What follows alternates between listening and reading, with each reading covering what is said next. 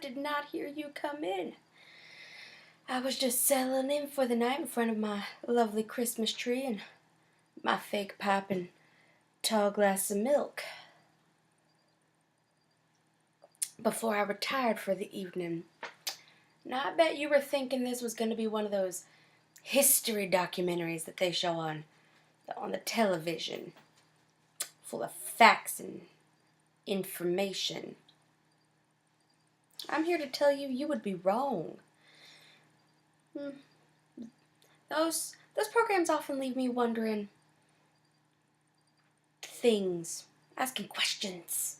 Like, take for instance, you're watching one of those programs on the Roman soldier, and how he compares to a soldier of today. Now, I would wonder, what about family? Was the Roman soldier allowed to have a family going into the military? No.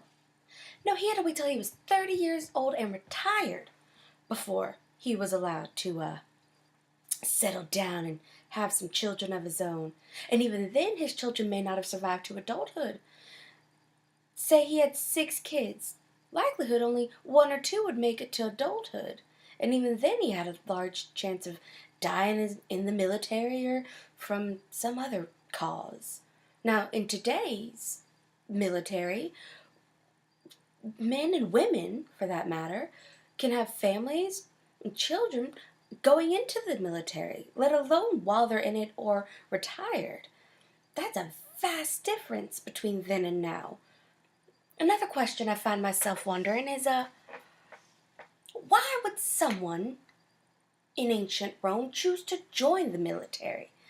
It's a question that boggles my mind. Today, I can see some of the benefits. You got health benefits and insurance and military benefits, and you get to go places and see things and play with a lot of big guns. But back then, well, most times you had to buy your own armor and weaponry, which is not a perk in my book, especially if you're going into battle.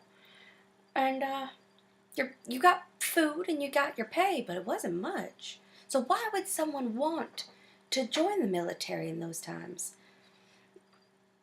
I've found it's most likely 3 reasons.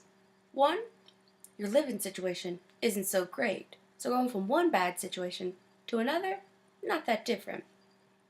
2, when you get out, you and possibly your family could then become Roman citizens. Now that is a perk, my friend. But the third, family obligations. Your family had already joined the military, so your father and his father and your brothers were all part of the military. It'd be a bit weird if you weren't as well. Today we have family obligations, but not as much as then. Especially if you were a high-ranking citizen. Then it would be very odd if you didn't join the military. So yes, those are some questions that those factual programs leave me wondering.